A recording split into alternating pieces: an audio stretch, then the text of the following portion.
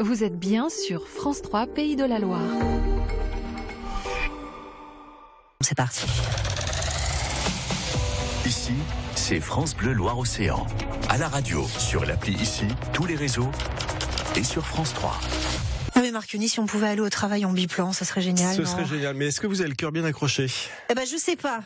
Moi, je suis bien sur le plancher des vaches. Oui. J'aime bien laisser les autres rêver. Vous avez rencontré un rêveur incroyable. Ouais, j'ai rencontré Bernard Blangy, la tête dans les nuages avec lui. Je vous demandais si vous aviez le cœur bien accroché parce qu'il a la passion de l'aéronautique, Bernard.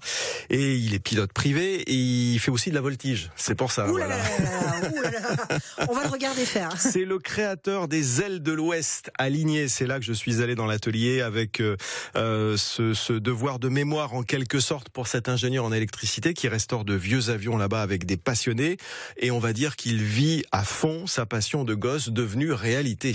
Mes parents, je suis d'origine illoise, ils m'ont emmené à l'île Léquin et on allait sur le toit terrasse de l'aérogare et on regardait, à l'époque c'était les caravelles certainement décollées, et puis après c'est devenu mon père qui faisait des maquettes, je lui cassais ses maquettes, hein. Quand on est petit et qu'on voit des avions, on joue avec, forcément on voit pas la sensibilité de l'objet, et après j'ai fait mes maquettes, j'ai fait de l'aéromodélisme, j'ai commencé à piloter en aéroclub et puis j'ai passé mes tests pour être pilote de l'armée de l'air. J'ai suivi le cursus des écoles et je suis sorti du circuit des écoles, et puis après on revient dans le civil, on finit les études et puis on continue à piloter, et un jour on se dit tiens si je peux rentrer dans une asso qui restaure des vieux avions, je rentrerai là-dedans, et puis au bout du compte j'ai monté mon asso quoi. Et aujourd'hui ça continue, ça vole, ça restaure, et puis c'est une passion qui continue, on essaie de la transmettre autant que faire se peut.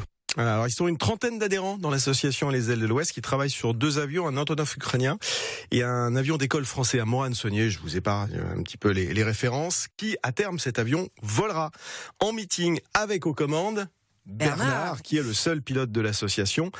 Un moment qu'il attend avec impatience. Ce sera un sentiment à la fois partagé de plaisir, de satisfaction et d'excitation, mais aussi de concentration, parce que l'avion, avant de le mettre en l'air, il y aura toute cette procédure d'essai au sol, hein, le roulage. On a beau avoir fait tous les serrages, voir s'il n'y a rien qui s'est desserré ou mal serré, etc. Donc effectivement, le jour où on aura fait toutes ces procédures d'essai au sol et qu'on sera en bout de piste et que la tour de contrôle vous dira Fox Alpha Zulu, Victor Papa autorisé décollage. Là, ce sera lorsqu'on mettra la poignée dans le fond et que l'avion commencera à rouler, ce sera l'aboutissement. Alors, je pense qu'à ce moment-là, effectivement, toute cette concentration par rapport aux essais, elle se dispersera et ce sera vraiment un grand plaisir d'atteindre la vitesse qu'il faut et de tirer sous le manche pour décoller. Voilà, alors Bernard passe une bonne partie de ses week-ends dans l'atelier, aligné avec les copains, les passionnés. Alors, et sa famille dans tout ça, est-ce qu'elle partage ou est-ce qu'elle subit sa passion ? Je pense qu'effectivement, aujourd'hui, c'est plus pour les proches une activité qui est subie plutôt qu'accompagnée, même si ma fille et mon gars, ils devaient avoir 3 ou 4 ans la première fois que je les ai emmenés avec moi, mais maintenant, comme on disait tout à l'heure, hein, ça reste quand même une passion qui est coûteuse. Là aujourd'hui, c'est plus avec les copains. Tiens, on va prendre l'avion. Il faut que je vole. On va prendre l'avion. On va aller boire un coup à l'île-Dieu. Et puis voilà, l'île-Dieu en décollant de Nantes, c'est 1h10 aller-retour. Ou bien les grands soirs d'été quand il fait clair très très tard, on va à l'île-Dieu. Puis on se fait un pique-nique et on rentre après. Quand les conditions climatiques le permettent, on rentre en vol de nuit parce que j'ai ma qualification de vol de nuit, ce qui est vraiment sympa, hein, de faire un pique-nique à l'île-Dieu, regarder le coucher de soleil et rentrer en vol de nuit. Mais oui, non, c'est plus des petites destinations locales pour lesquelles on se fait plaisir. Oui, 150 à 200 euros l'heure de vol. Donc oui, c'est pour ça que c'est voilà.